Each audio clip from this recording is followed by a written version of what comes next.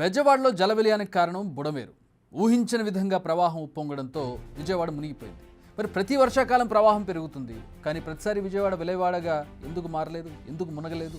ఈసారి మాత్రమే అలా ఎందుకు జరిగింది? ఈ విషయంపై కాస్త ఆలోచించి లోతుగా విచారిస్తే చాలా విషయాలు తెలిసాయి. ఇప్పుడు జరిగిన ఈ జల ప్రళయానికి ఏళ్లుగా జరుగుతున్న నిర్లక్ష్యం, అలసత్వం రీజన్ అని తేలిపోయింది. తిలాపాపం తలా పిడికిడు. ఇప్పుడు ఈ సామెత విజయవాడ వరద నీటిలో మునగడానికి పర్ఫెక్ట్గా సింక్ అవుతుంది. మైలవరం కొండల్లో పుట్టింది బుడమేరు.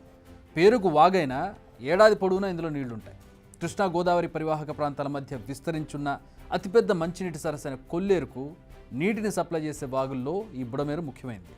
కానీ ఈసారి బుడమేరు ఉగ్రరూపం దాల్చడానికి కారణం మనమే, అంటే ప్రజలు. ఈ వరద శాపంగా మారడానికి ఇప్పుడు కాదు, 20 ఏళ్లుగా జరిగిన మార్పులు కారణం. ఇందులో ఆ గవర్నమెంట్ ఈ గవర్నమెంట్ అని ఏమీ లేదు, అందరి తప్పు ఉంది. అందుకే అన్నాను తిలాపాపం తలా పిడికిడని. ఒక్కసారి స్టాటిస్టిక్స్ చూస్తే వరద ప్రభావం ఎందుకు ఇంతలా ఉందనేది మీకు అర్థమవుతుంది. 1962 నుంచి మొదలు పెడదాం. 1962లో 8,823 క్యూసెక్ల వరద వచ్చింది. ఇందులో డైవర్షన్ బోను దిగువకు 2,923 క్యూసెక్ల వరద వెళ్ళింది. అదే 1964లో ఏకంగా 39,595 క్యూసెక్ల వరద నీరు వచ్చింది. ఇందులో 28,470 క్యూసెక్ల వరద దిగువకు వెళ్ళింది. ఇక 2005లో 24,945 క్యూసెక్ల వరద వచ్చింది. ఇందులో 14,000 క్యూసెక్లను దిగువకు వదిలారు. ఇక 2024 అంటే ఈ ఏడాదికి వచ్చేసరికి 45,000 క్యూసెక్ల వరద నీరు వచ్చింది.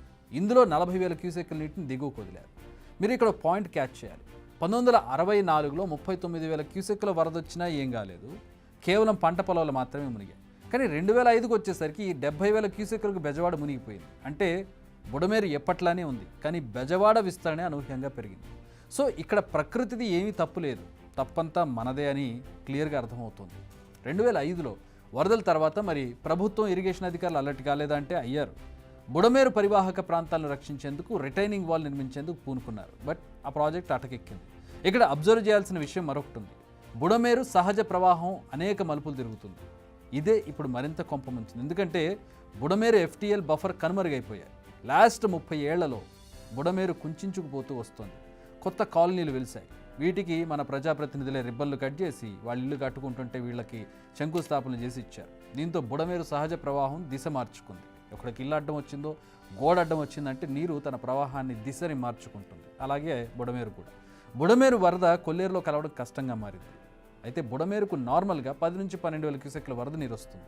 అప్పుడు పాక్షికంగా ఈ కాలనీలపై ప్రభావం పడుతూ వచ్చింది, కానీ వాళ్ళంతా సర్దుకుపోయారు.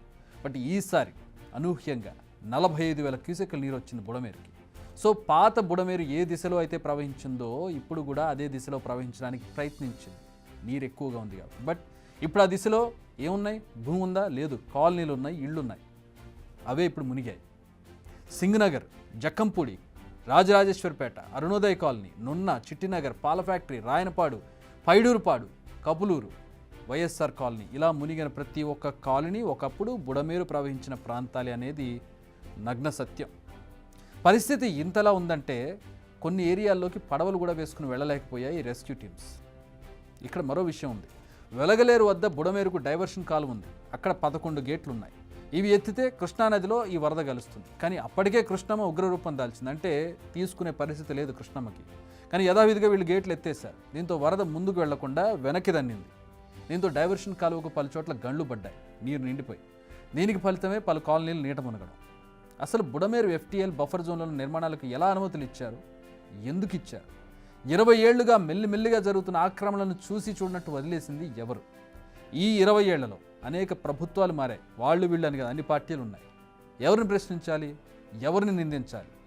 సరే, ఇవన్నీ పక్కన పెడితే ప్రభుత్వం ఇప్పుడు ఇక ముందు ఇలాంటి ఘటనలు జరగకుండా ఎలాంటి చర్యలు తీసుకుంటుంది? బుడమేరు పరివాహక ప్రాంతాల్లో ఆక్రమణలను తొలగిస్తుందా? అది సాధ్యమా? లేక బుడమేరు సామర్థ్యాన్నే పెంచుతారా? పెంచితే ఎలా పెంచుతారు? అమరావతి, విజయవాడను కలిపి విశ్వనగరంగా మార్చే ఆలోచనలో ఉంది ప్రభుత్వం. ప్రభుత్వ ఆలోచనకి ఈ వరదలు ఒక వార్నింగ్ లాంటిదని చెప్పాలి. ఈ వార్నింగ్ నుంచి, ఈ సమస్య నుంచి గుణపాఠాలు నేర్చుకుంటే రాబోయే తరాలకు ఒక మంచి వెదర్ని, మంచి ఎన్వైర్న్మెంట్ని క్రియేట్ చేసిన వాళ్ళు అవుతారు. ఇలాంటి వరదలు మళ్ళీ రాకుండా, విజయవాడ మళ్ళీ ఇలాంటి ఇబ్బందులు పడకుండా ఉండడానికి ఇది ఒక గుణపాఠంగా నేర్చుకుని, దీని నుంచి నేర్చుకున్న పాఠాలను ఇంప్లిమెంట్ చేస్తే మళ్ళీ ఇబ్బందులు కలగకుండా ఉంటాయి. Let's wait and see. Big TV outlook కథనాలు నచ్చితే వెంటనే బిగ్ టీవీ ఛానల్ ను సబ్స్క్రైబ్ చేయండి.